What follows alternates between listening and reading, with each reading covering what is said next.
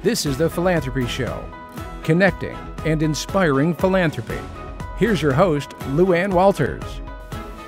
And welcome to the Philanthropy Show. I'm your host, Louanne Walters. This is our debut show. We are so excited to be here. It's amazing that through the miracle of the internet, through green screen technology, and through the support of literally dozens of people, we now are producing the Philanthropy Show. And we want to make a few quick acknowledgments before I introduce our first guest. First, I would like to specifically thank my co-founder of the Philanthropy Show, my wife, the brightest spotlight in the background, Sharon Saraga. We also want to say hey to our video freelancers who are here from USF St. Pete, Alexa Birch and Tommy Boyd. They are in the house and they are bringing their wonderful youthful energy here. We also must thank our studio sponsor, the Nonprofit Leadership Center of Tampa Bay, who opened their doors and allowed us this incredible space for our set. And believe it or not, that's where we are right now. This is the green screen set at the Nonprofit Leadership Center of Tampa Bay. So I thought it very appropriate that we begin our show today with the newest CEO of the Nonprofit Leadership Center, Emily Benham, who is, congratulations, celebrating her 4th month already at the helm. Thank you, Louanne. Thank you for this studio space. You are most certainly welcome. Isn't We're it happy amazing? to support you. What did you think when you walked through the doors this morning? Wow, what happened to our training center? It's wonderful. It's just like being a little bit of Hollywood right here. Well, you know, you're no stranger by any means to the nonprofit world of Tampa Bay, having been 20 years, 25? Oh, let me see. I think, well, we've lived here for 25 years, and I've been working in nonprofits really my whole career. And you're very familiar with the healthcare industry. Yes. I came to the Nonprofit Leadership Center. I'm going to refer to us as the NLC on our show, just so you know. Really just about 4 months ago, but I came from the healthcare philanthropy world. I was at Bayfront Medical Center for 20 years as the head of their fundraising division, their foundation. So what happened, and the pathway that brought me here is an important one, because Bayfront Medical Center was sold to a for-profit company, and the net proceeds of the sale of the hospital formed a grant-making organization. So suddenly I was on the other side of the table. You're in fund development, and now all of a sudden you're a grant maker. Giving money away, and people started to ask me for money. And I thought, wow, look at this. There's a whole nother experience being on the other side of the table. And there are so many great organizations doing good work, and they need help in building the organizational capacity to do that work better so they can deliver their missions to the community. You know, that's one of the main reasons I saw it really important that we have this philanthropy show. I've been in development myself, and on the grant-making end at the Community Foundation as the marketing director. And, you know, every nonprofit, it doesn't matter if you're in Tampa, St. Pete, or Minnesota or California, every nonprofit is striving for that dollar. Absolutely. And we tend to follow this same model of, you know, the gopher wheel syndrome. You've got to create something every year and every year. And I'd love for the conversations to continue around how can we change that, or how can we enhance it? And that's something that I think is significant with your position, having been here as long as you have, having been in both sides of that coin. What are some of the interesting things about the Tampa Bay market that maybe you've seen coming into the nonprofit leadership position? Well, it's been great for me. As I said, I've been here for 25 years. Prior to the hospital, I was involved in the arts, fundraising for the Florida Orchestra and American Stage. Wow. So again, that was a different approach. Nonprofits certainly. In the performing arts, you have people who have bought tickets, are coming and sitting in their seats in front of the stage and waiting for this wonderful performance. In the hospital, a lot of people don't want to be there in the same way. There are joyous things that happens in hospitals. People are having babies, but a lot of times people don't necessarily want to be there. So again, different dynamic in fundraising specifically. But what I've seen in the Tampa Bay area is we have such a rich depth of nonprofits here, from the social service agencies, from the performing arts, health, education, a number of whom come and sit here in our training center. So my takeaways in the first few months of my jobs are, first of all, wow, there's some things that I thought were universal truths that everyone knew, and everybody doesn't know them. Not for any fault of their own. They're busy doing what they have to do every day, but not everyone has or takes the time to step away and think through about how might I do this better, what's the best way of getting this done so I can truly have the impact that I want to do. So 2 things. Do I know everything I need to do the job? And hopefully, once they've come here and taken some classes and some of our training, they then know the right way to do it. But secondly, when they go back to their office and go back to their nonprofit, can they get it done? Because sometimes just knowing it doesn't get it done for a nonprofit. The implementation of it. I mean, you have such wonderful classes at the NLC, and you know, being one of the instructors here, I can tell you it's great to have actively engaged participants. And the reality that I know is half of them are going to go back to the office and be consumed with emails, voicemails, you know, and the implementation part, like you're talking about, that's a resource, time. Time is a huge resource for nonprofits, Absolutely. not just the money part. You, that leads me to a thought. One of the phrases that I love about what you say about how powerful nonprofits really are, how many there are. You know the quote that I'm talking about? Yes, I do. Okay, so there are 10,000 nonprofits in the Tampa Bay area, and they provide, and I'm be sure I say this right, they provide a stronger social safety net in our community. Stronger nonprofits equals a stronger community. And that really says it all. They're a tremendous economic force as well. 1 out of 10 employees in our area is employed by a nonprofit. I mean, think about that in terms of the economic impact. Yeah, it's tremendous. And if I could, we're not taking a commercial break right now, but I want to follow up on what Louanne said. She is a phenomenal teacher for us. Oh, golly, thanks. I have taken several of her courses already in social media, so I just wanted to put a little plug here for any of Louanne's courses that she teaches for us here at the NLC. It's a passion. I love the fit. I love being able to communicate it. And, you know, with this show, I want to hear from the audience, too, from the viewers, about what it is that they need subjects on. You know, what do they want to learn? Just like you're interested in what are they wanting to learn for classes at the NLC. We want to know what it is you want to hear of from shows, too, in covering that. But thank you for that. It's a nice little step aside.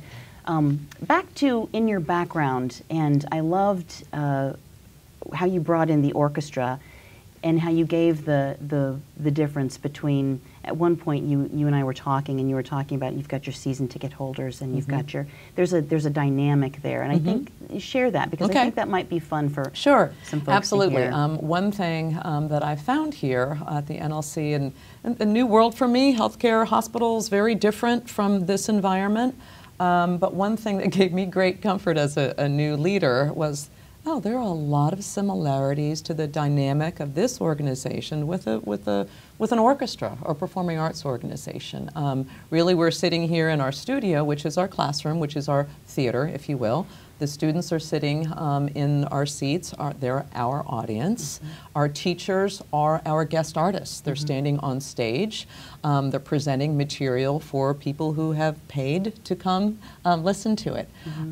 We sell single tickets right now, single tickets, which if anyone's in the performing arts world, you know how nail-biting that is, because you never know if you're going to be able to fill based on single tickets. And what I'm looking for is a season ticket model, how we can have work with our nonprofits and really engage them to engage in our programming over a season time period by a pass or a series of classes. I think that gives us a deeper dive into an organization, the opportunity for more impact with them, and increases our relationship, the depth of our relationship as well. So I'm looking to figure out how to do that. I love the creativity that you used in that, though. You've identified a need that you have at the NLC and how you want to translate that. And I think that kind of creativity is beneficial to a lot of nonprofits when they're looking to, how can I revamp, how can I redefine, how can I refurbish, you know, that essence. And I want to go into the deeper dive that you talked about, but first I want to take a quick break. So we're going to take a break, and we'll be back with Emily Benham after this. Follow the Philanthropy Show on Facebook for behind-the-scenes action, polls, and commentary.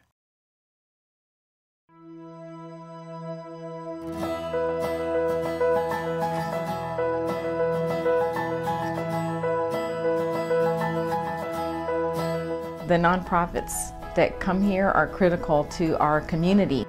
When they are educated in those business skills that are critical, and when they are connected with the community and with other nonprofits, then they're empowered to really make a difference in the community. So we really do try to provide classes and opportunities for beginners to our most seasoned leaders, and try to give something for everybody.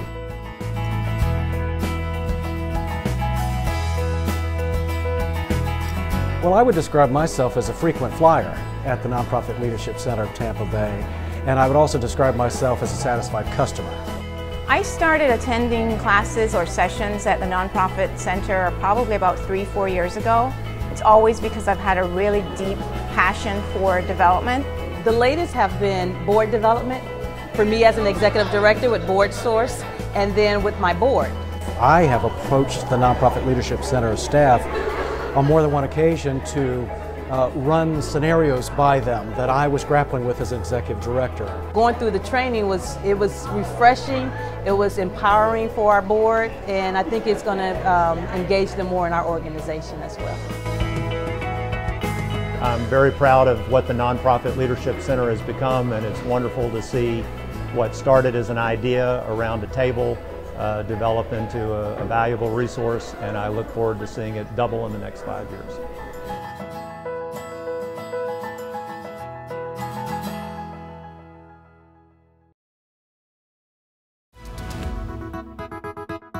So we are back with the Philanthropy Show, and our first guest on this debut show, Emily Benham, the CEO of the Nonprofit Leadership Center. Before the break, we were talking a little bit about kind of taking a deep dive into the nonprofit sector, the needs. And so I want to hear from you, now that you're stepping into this kind of overall umbrella position at the NLC. What are you seeing as some of the specific needs within the sector? Great question. And you know, I think what's been helpful to me so much in this role is having been on the other side, having sat in that seat as a nonprofit leader, and really knowing the issues that come to you every day. And I think there's nothing really new, but probably a little bit more intense in terms of need for resources. I think that has been historically a need for nonprofits. And when I say resources, I mean not only financial resources, certainly that's part of it, but also human resources. I think that need for talent. And again, that's one of the things that brought me here to the NLC, because we can do that. We help train leaders and give them the skills they need to go back to their nonprofits and accomplish those great missions that they are after. So resources, certainly, both human and financial. I would say also looking for the big buzzword now is social enterprise opportunities. Social enterprise really is earned income. Certainly, I think orchestras know all about that, and theaters and selling tickets. Hospitals do too. But that whole earned income strategy for sustainability for nonprofits is a big area of increased focus, and that is a new concept for a lot of nonprofits. And it's not, I think sometimes the conversation goes into, well, does that look like selling t-shirts or coffee mugs with our logo on it through our online store? And it doesn't, but that's not a challenging. Not necessarily. It can be in addition to. But that's a challenging one. What if you don't have, what if yours is really a service model for your nonprofit and it's not something specifically tangible? You know, we hear a lot of times, you know, well, I don't have babies or puppies as part of my nonprofit mission, so it's a lot harder to sell. And how do you tie a product into that? That's interesting. And I think there's no one answer for all nonprofits. I think there's probably a different answer for almost every single one. So I think the important thing is to explore that, to think about it, to come to classes and learn about what that might mean for you, and then to figure out how to do it. Because sustainability is something maybe looks different on everyone, but is an important component to your overall operation. Do you know the education model for nonprofits, in my experience, was one of, if we have the time and we had the resource that supports, or the reasoning that supports spending the resource for you to go to this class or to get this, whatever it is that you need, this knowledge to execute, then we will do it. It's a secondary issue as opposed to making it a primary, which corporations do really well. They say, we want to have our people completely up here at the bar performing as high as they can, and they funnel a lot of money into it based on their profit sharing, their shares or whatever. Right. But I think that we tend to kind of shy back from that, and I just really feel it's the time to be open about it. That's right. To, you know, Dan Pallotta, love him, love the fact that he says, I am overhead. Right. And my needs, my need to learn, my need to execute and be fully functional for my mission is as important to my donor as the people that we're helping, because without me being that skilled, I can't accomplish that. So how do we go about actually changing this, I'm going to just call it lack philosophy. It's been drilled into us of, I can't do that because I've got so much to do. I mean, that's a challenging one. It absolutely is, and I think it will continue to be one. Let me just tell you a quick story, if I could, and I think it comes back to leadership. One of, again, another factor that led me here to the NLC was one of the highlights of my career at Bayfront was really when I sat for my fellow exam. It's a certification, it's the highest level certification in healthcare philanthropy, and I was the leader of the Southeast region of Association of Healthcare Philanthropy, and we decided as a group, well, we're all going to get our certification, a higher level certification. I thought, well, that's great. Everybody, good luck with that. And I was like, no, you too, you're our leader, you have to do. I'm like, me? I have to do this? Well, again, at this point, I'm 20 years into my career. The fellow has a pass rate of 1 in 3 pass it the first time. There's an oral exam in front of your peers. That's a tough one. It's a tough written test. Well, where are you going to find? I have a million excuses why I couldn't do it. Where am I going to find the time? Where am I going to find the resources? And God forbid, what if I failed? What if I failed at this point in my career where I'm this far advanced? Well, it is a leap of faith and one of courage that you have to step forward and say, so what if I fail? What if I fail? I'm going to get up and I'm going to do it again. I'm going to do this until I pass. And that process of reaching out to others, asking them questions, seeking their knowledge, when you're pretty far into your career, was foreign to me at first and then so empowering. So cool. I want to share that with our students. Like, it's okay if you don't know. But it's not okay if you don't ask. Empowering how? That's an interesting... Empowering because you allowed yourself the opportunity to learn? Is that... Yes, and I allowed myself the opportunity to learn and to realize, okay, I may have an idea, but it's not the only idea. There are other ideas, and in the issues I face every day, it's great for me to have a couple options, a couple arrows in my quiver that I can offer to my donors, to my institution as pathways to get them where they need to go. That's a great share.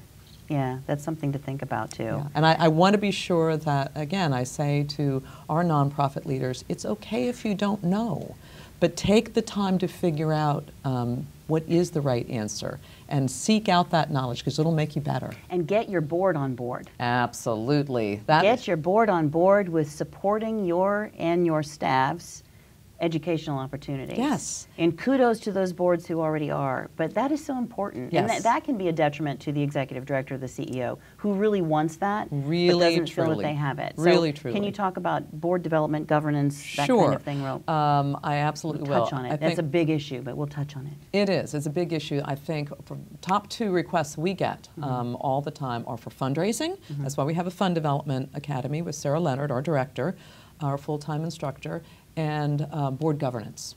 And every nonprofit has a volunteer board. Every nonprofit deals with that, all shapes and sizes, all kinds of issues, but we teach roles and responsibilities, understanding financial statements, and fearless fundraising, because there should be no other kind for boards. So it's a big need, and one that we really were going to go about addressing in a couple different ways, both here in our classroom and then out in the organization for some custom training for their boards. You have a lot of classes laid out, and Yes. you've set a very ambitious schedule for yourself for this year, which Yes, is we wonderful. have. And you've already met, I think, half of it at least. You're 50% there, if not 60%. Absolutely. So talk a little bit about that need, and then we're going to take a quick break. Okay. In our programming this year, we have a new education manager, Jen Dodd, who's fantastic. We really wanted to step back and look at the responses we had from programming historically. What do our nonprofits need? What do our teachers want to teach?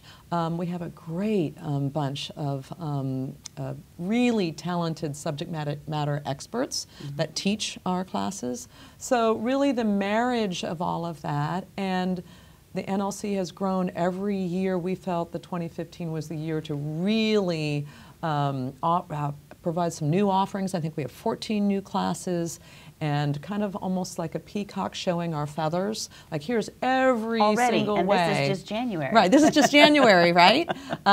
Showing just a number of different ways that we can support the work of the nonprofits in the community. So I think it's social media for the C-suite. We have looking at your website. We have a number of leadership classes, time management classes in this first semester of programming. We're calling it Refresh, because it's a time of year when nonprofits typically will have a new budget year. Not all, but some of them do. It's New Year's resolutions. It's really getting to back to work and refreshing your approach to your job and to your day.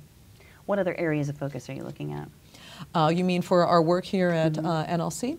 Okay, so we have a number of goals, very ambitious for this year, and certainly growth is one. We believe that we have all kinds of new frontiers, ways we can work with nonprofits, so we want to grow the number of students that we touch. We want to grow the ways in which we interact with nonprofits. I mentioned just briefly what I want happens. you to go into that a little bit, because I know that there are classes here, but there are other ways that you actually interact with nonprofits Absolutely. as well. Outside of the classroom, and that is, I really believe, that deeper dive we talked about. And that is going back to the organization and helping them with a board retreat, with strategic planning, with an audit of their development office. What are they doing? What are they not doing? What can they do better? Coming back with recommendations for them. And in doing so, another one of our goals is to truly measure our impact, figure out how to measure our impact, as well as help nonprofits learn how to measure theirs. So in a lot of these custom trainings, what we'll do is not only go in and provide that training, do those audits, those board retreats, but then find a way to go back 6 months, a year later, to ask them, what's changed? What have you done as a result of this training? What has changed for your organization? So really kind of look at them and to be sure we're hitting our mark and they're hitting theirs as well. See, and I really want to, I'm going to extend this just a little bit in this segment and delay the break, and then we'll come back to it. But I think it's important, and something that you hit on that may not be available in communities across the country.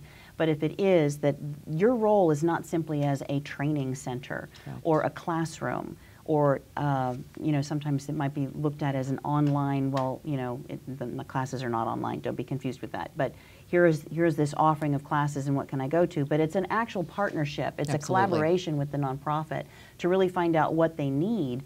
And I know that there are hundreds that are aware, but how many more of the, whatever you said, 10,000 something that are in the Tampa Bay area, or within your community, what is a leadership center? I think you call them MSOs, what Management Support Organizations. A management support organization. Is that specifically with nonprofits?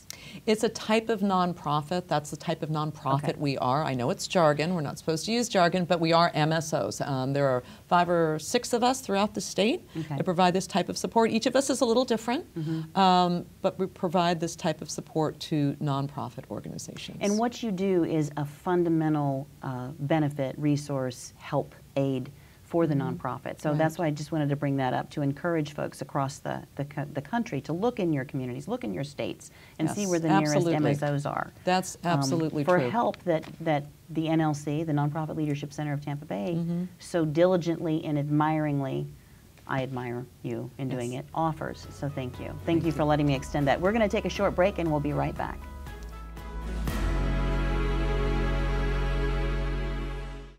The Philanthropy Show streams live every Monday at 4 p.m. Eastern Standard Time and is on demand at both thephilanthropyshow.com and YouTube/Watch MVVP TV.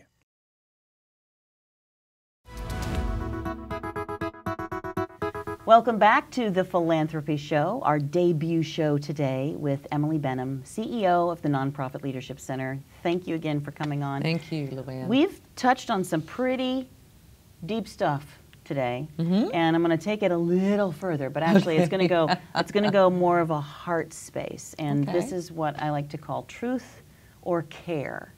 And that is, you know, philanthropy is something that truly affects everybody, although we tend to not think of it as such. But if you think of the numbers of people who are employed, the numbers of board members, the numbers of volunteers, the numbers of donors, whether they're corporate or individuals, the numbers of clients who are impacted and their families, whether it's by healthcare, by something in education, by another mission, everybody is somehow involved in philanthropy. And it's a heart space to really get connected, to find that purpose. So what I wanted to ask, and what I'm going to be asking of all of our guests, is to give me your heart definition of philanthropy.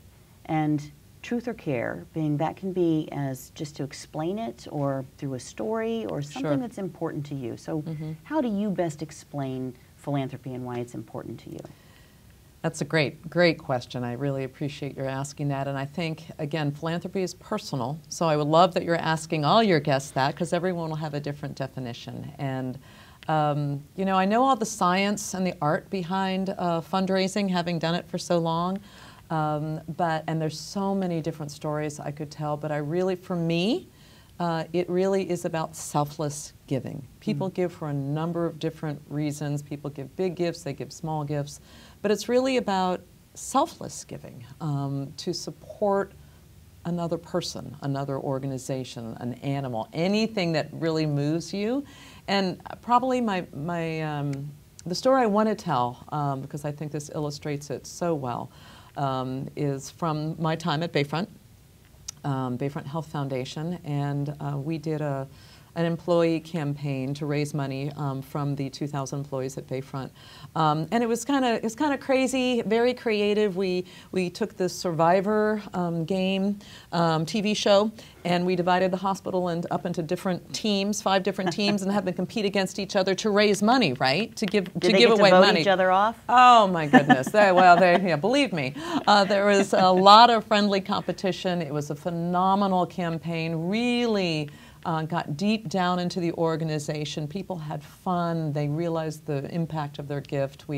Our goal was $500,000. We raised $800,000. Wow. It was really, truly extraordinary. But that's a success. My favorite story from that was sitting in my office one Friday afternoon doing this crazy month-long campaign and trying to catch up some work. And the doorbell rang. It was after 5 o'clock in the corporate office, and went over to answer the door, and it was someone from the laundry. Hospitals have laundry, obviously, people there, and these were probably the lowest paid workers on the entire hospital staff, many of whom didn't speak English, many of whom didn't have a checking account, but they came and rang the doorbell because 10 of them had gone together with $10 each and done a money order. Wow. To give to this campaign because they wanted to support it. They valued what the campaign was about. They wanted to belong. They wanted to be part of it. This was a really significant gift for them. Wow. So I think often in fundraising, we focus on, and we hear a lot about the really big campaigns, the really big gifts.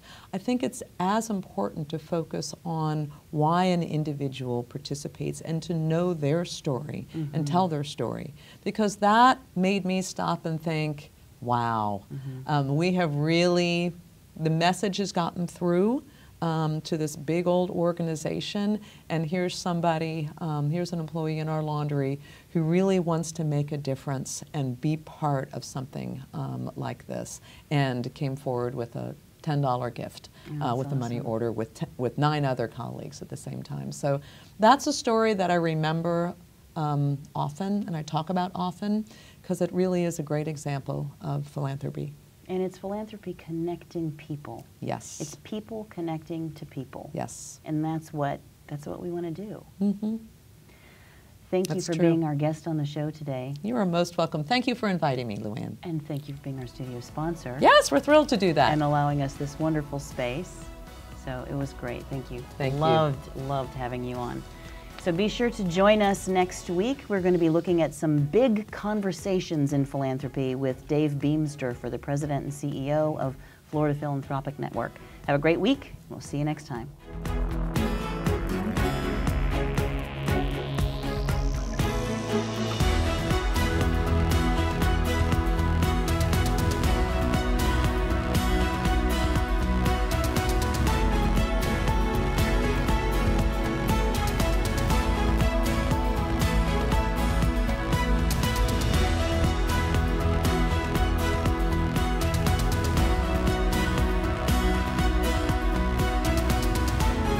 Do you have an idea for the Philanthropy Show? Contact us via our website or email us at tps@myvideovoice.com.